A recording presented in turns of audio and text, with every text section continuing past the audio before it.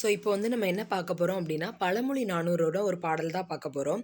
ஆற்றவும் கற்றார் அறிவுடையார் அஃதுடையார் நாற்றிசையும் செல்லாத நாடு இல்லை அந்நாடு வேற்று நாட ஆகா தமவேயாம் ஆயினால் ஆற்றுணா வேண்டுவது இல் அப்படின்னு சொல்லி கொடுத்துருக்காங்க.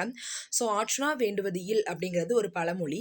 பழமொழி நானூறில் எல்லா பாடலுமே ஒரு பழமொழியோட தான் முடியும். ஸோ அதை சார்ந்து இந்த பாடலும் ஆற்றுணா வேண்டுவது இல் அப்படிங்கிற பழமொழியோட முடிஞ்சிருக்கு.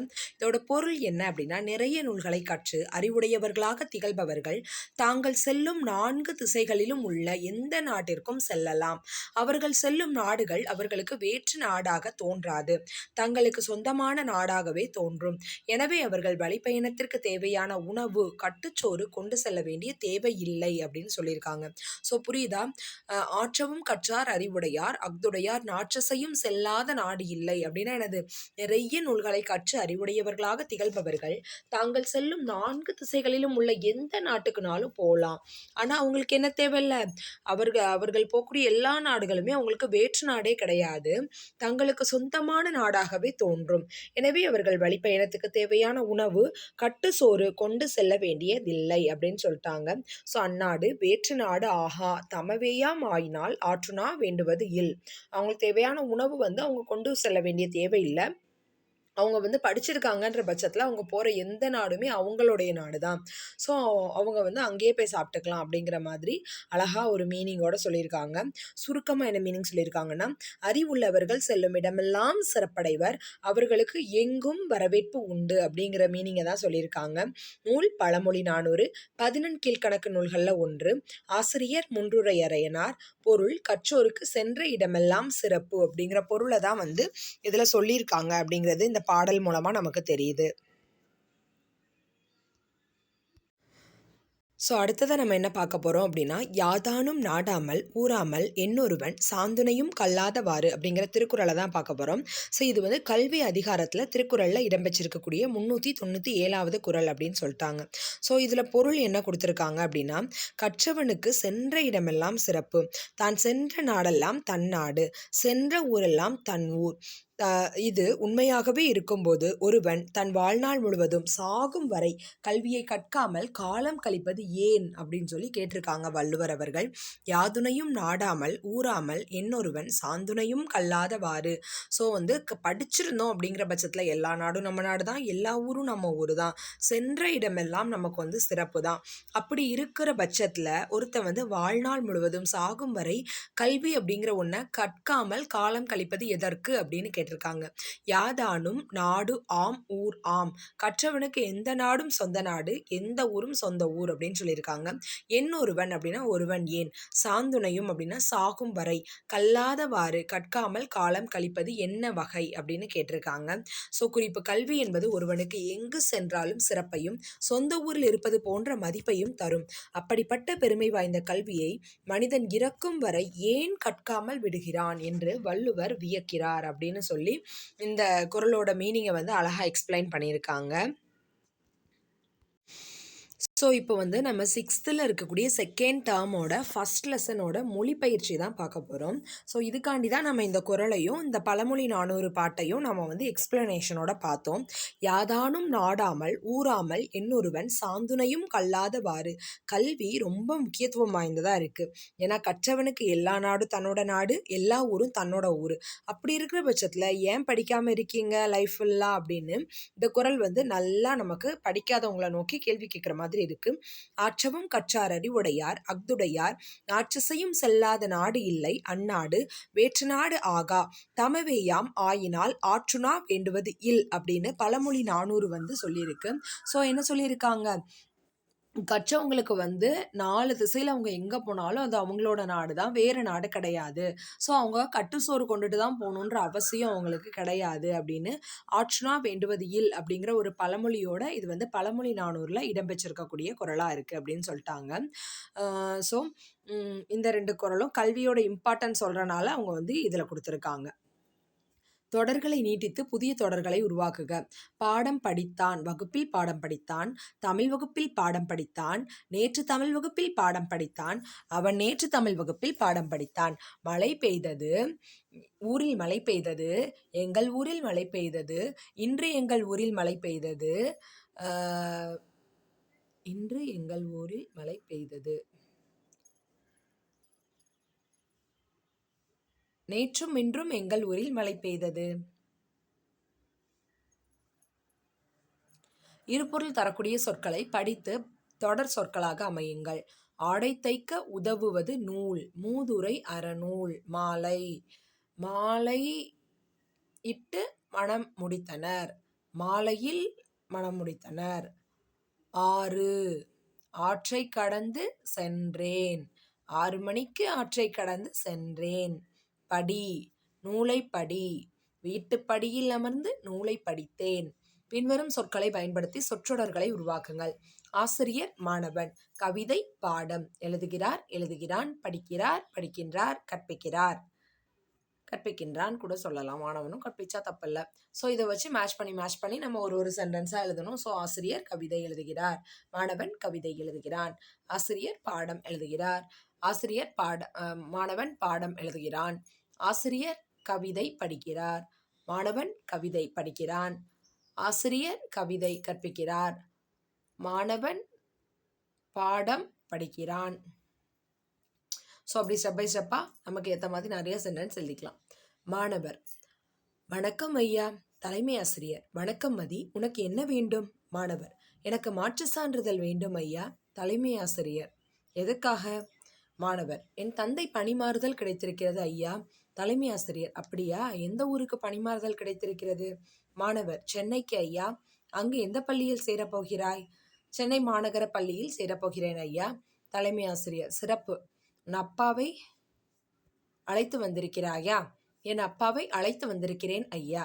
கீழே கொடுக்கப்பட்டுள்ள தலைவர்களின் பிறந்த நாள் எந்தெந்த நாளாக கொண்டாடப்படுகிறது? குழந்தைகள் நாள். ஸோ காமராஜர் பிறந்த நாளை நம்ம எந்த நாளாக கொண்டாடுறோம்? கல்வி வளர்ச்சி நாள். அது ஜூலை 15ஆம் தேதி நம்ம கொண்டாடுறோம். ஸோ காமராஜர் ஐயாவோட பிறந்த நாள் என்னைக்கு? கல்வி வளர்ச்சி நாளாக கொண்டாடிட்டு இருக்கோம் அப்படின்னு சொல்கிறாங்க. அதுக்கப்புறமா டாக்டர் எஸ் ராதாகிருஷ்ணனோட பிறந்த நாளை ஆசிரியர் நாளாக கொண்டாடிட்டு இருக்கோம். ஏன்னா அவர் ஆசிரியர். அப்துல் கலாம் ஐயாவோட பிறந்த நாளை இளைஞர் மாணவர்கள் நாளாக கொண்டாடிட்டு இருக்கோம். அப்புறம் விவேகானந்தர் ஐயாவோட பிறந்த நாளை இளைஞர் நாளாக கொண்டாடிட்டு இருக்கோம். அப்புறமா ஜவஹர்லால் நேருவோட பிறந்த நாளை குழந்தைகள் நாளாக கொண்டாடிட்டு இருக்கோம். ஸோ காமராஜர் பிறந்த நாள் கல்வி வளர்ச்சி நாள், டாக்டர் எஸ் ராதாகிருஷ்ணன் பிறந்த நாள் ஆசிரியர் நாள், அப்துல் கலாம் பிறந்த நாள் மாணவர் நாள், விவேகானந்தர் பிறந்த நாள் தேசிய இளைஞர் நாள், ஜவஹர்லால் நேரு பிறந்த நாள் குழந்தைகள் நாள் அப்படின்னு எடுத்துக்கலாம். இணை எழுத்துக்கள் அமைந்துள்ள சொற்களை வட்டமிடுங்கள். கங்கை, பக்கம், வண்டு, மண்டபம், மங்கை. ஸோ இதில் அமையாத சொல் ஒன்று தான் இருக்குது. பக்கம் மட்டும்தான் இதில் இணை எழுத்து அமையலை. மீதி எல்லாத்துலேயுமே இணை எழுத்து அமைஞ்சிருக்கு. வெந்தயம், தந்தம், பஞ்சு, பச்சை. பச்சையில் மட்டும் அமையலை. ஸோ மீதி எல்லாத்துலேயுமே என்ன அமைஞ்சிருக்கு? இணை எழுத்துக்கள் அமைஞ்சிருக்கு. கம்பளம், குன்று, காக்கை, செங்கடல், தேங்காய். ஸோ கம்பளம், குன்று, காக்கை. காக்கைங்கிறதுல மட்டும் இணை எழுத்து அமையலை. ஸோ மீதி இருக்கிற எல்லாத்துலேயுமே இணை எழுத்துக்கள் அமைஞ்சிருக்கு அப்படின்னு சொல்லிட்டாங்க. செங்கடல், தேங்காய் எல்லாத்துலேயுமே இணை எழுத்து அமைஞ்சிருக்கு. இணை எழுத்துனா என்னன்னு படித்தோம். ஸோ ஃபஸ்ட்டு ஞெஞன நமனன்னு கேப் விட்டு எழுதிட்டு அந்த ஞெஞன நமன பக்கத்துலையே க, சட, தபர அப்படி பிரித்து எழுதிங்கன்னா ஞ பக்கத்தில் க அமையும், ஞ பக்கத்தில் ச அமையும், ந பக்கத்தில் 3 சுழி போட்ட ந பக்கத்தில் ட அமையும், க ச ட இல்லையா. அடுத்த ந பக்கத்தில் கசட, தபர. ஸோ ந பக்கத்தில் த வரும். ஸோ அப்படி பார்த்தோன்னா தந்தம், இந்த பக்கத்தில் த வந்திருக்கு இல்லையா.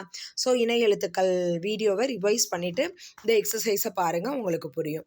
கீழ்காணும் சொற்களுக்கு அமைந்துள்ள இணை எழுத்துக்களை எடுத்து எழுதுங்கள். சங்கு, நுங்கு, பிஞ்சு, வஞ்சம், பண்டம், சுண்டல், வண்டி எல்லாத்துலேயுமே இணை எழுத்துக்கள் இருக்குது. பந்தயம், பந்து, கற்கண்டு, கண்டுல இருக்குது இண்டு. தென்றல், நன்று. ஸோ இதுலேயும் எல்லாத்துலேயுமே இணை எழுத்துக்கள் இருக்குது. பின்வரும் பத்திகளை படித்து வினாவிற்கேற்க விடையளிக்கவும். காமராஜரின் வீட்டுக்குள் ஒரு சிறுவனும் அவனுடைய தங்கையும் நுழைய முயன்றனர். ஊழியர் அவர்களை தடுப்பதை காமராஜர் கவனித்தார். உடனே அவர்களை உள்ளே அழைத்தார். யாரை பார்க்க வந்தீங்க என்று அன்புடன் வினவினார். எங்க அண்ணனுக்கு தேர்வுக்கு பணம் கட்ட அம்மாவிடம் வசதி இல்லை. உங்களை பார்த்தால் என்று சிறுமி கூறி முடிப்பதற்குள் அம்மா அனுப்பிவிட்டாரா என்று காமராஜர் கேட்டார். இல்லை, நாங்களாத்தான் வந்தோம். அம்மா அப்பளம் போட்டு வீடு வீடாக கொண்டு போய் வித்துட்டு வருவாங்க. அதில் வரும் வருமானத்தை வச்சுத்தான் எங்களை படிக்க வைக்காங்க என்று குழந்தைகள் கூறினர். அதனை கேட்டதும் மாடியேறி சென்று பணத்தை கொண்டு வந்து கொடுத்தார். மறுநாள் குழந்தைகள் இருவரும் காமராஜரை தேடி வந்தனர். ஐயா, தேர்வுக்கு பணம் கட்டியாச்சு, இந்த ரசீதை, பற்றுச் சீட்டை அம்மா உங்களிடம் காட்டி வர சொன்னாங்க. ஸோ நமக்கு வந்து இந்த மாதிரி கொஸ்டின்ஸ்லாம் எங்கேருந்து வருதுன்னு தேடிட்டு இருப்போம் இல்லையா, அது புத்தகத்துல இருந்து தான் இருக்கும். ஆனால் நம்ம இதெல்லாம் வந்து விட்டுட்டு போயிடுவோம், படிக்காமல் விட்டு போயிடுவோம். ஸோ ரசீது அப்படின்னா என்னது? பற்று சீட்டு. ஸோ இது வந்து நமக்கு கொஸ்டின்ல வரலாம். ரசீது, பற்று சீட்டு. ரசீதுன்னா என்னது? பற்று சீட்டு காட்டி வர சொன்னாங்க என்றார். அதனை கேட்டு காமராஜர் மனம் நெகிழ்ந்தார். காமராஜரின் வீட்டிற்குள் நுழைய முயன்றவர்கள் யாரு? சிறுவன், சிறுமி 2 பேரும். இந்நிகழ்வு சிறுவனது குடும்பத்தின் எப்பண்பை விளக்குகிறது. ஸோ இந்த நிகழ்வு சிறுவனது குடும்பத்தின் நேர்மை பண்பை விளக்குகிறது. மறுநாள் குழந்தைகள் வந்ததும் காமராஜர் மனம் நெகிழ்ந்தார். சிறுவனும் சிறுமியும் எதற்காக காமராஜர் வீட்டிற்கு வந்தனர்? கல்விக்கு வந்து பணம் கட்டணும் அப்படிங்கிறக்காண்டி. காமராஜர் செய்த உதவியாவது அந்த கல்வி பணியைக்கான காசை வந்து கொடுத்தாங்க. காமராஜர் எனும் தலைப்பில் கீழ்காணும் குறிப்புகளை கொண்டு கட்டுரை எழுதுக. முன்னுரை, இளமை காலம், கல்வி பணி, நிறைவேற்றிய பிற திட்டங்கள், முடிவுரை அப்படின்னு. மொழியோடு விளையாடு. கல்வி கண் திறந்த காமராஜர் என்னும் சொற்றொடரில் உள்ள எழுத்துக்களை மட்டும் பயன்படுத்தி புதிய சொற்களை உருவாக்குங்கள். கல்வி, கண்ணு, காமராஜர், ராசர், திறந்த,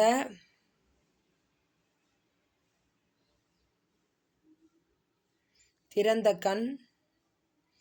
முறை மாறியுள்ள சொற்களை சரியான இடத்தில் பொருத்தி சொற்றொடரை நிறைவு செய்க. முளையிலே விளையும் தெரியும் பயிர். விளையும் பயிர் முளையிலே தெரியும். விளையும் பயிர் முளையிலே தெரியும். ஆக்குவோம் இல்லாமை கல்வியை. ஸோ கல்லாமையை இல்லாமை ஆக்குவோம். கல்லாமையை இல்லாமை ஆக்குவோம் அப்படின்னு சொல்லியிருக்காங்க. கீழ்காணும் கட்டங்களில் உள்ள இணை எழுத்து சொற்களை வட்டமிட்டு தனியாக எடுத்து எழுதுக.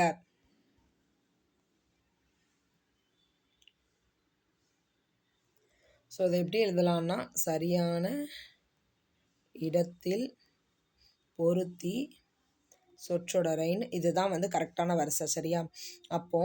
இப்போ வந்து உங்களுக்கு எப்படி எழுதணும்? விளையும் பயிர் முளையிலே தெரியும். ஸோ இது சென்டென்ஸாக மாற்றுங்க. விளையும் பயிர் முளையிலே தெரியும் அப்படின்னு கொடுத்துருக்காங்க. அடுத்ததா கல்லாமையை இல்லாமை ஆக்குவோம். கல்லாமையை இல்லாமை ஆக்குவோம். கல்லாமையை இல்லாமை ஆக்குவோம் அப்படின்னு சொல்லியிருக்காங்க. ஸோ கல்லாமையை இல்லாமை ஆக்குவோம்.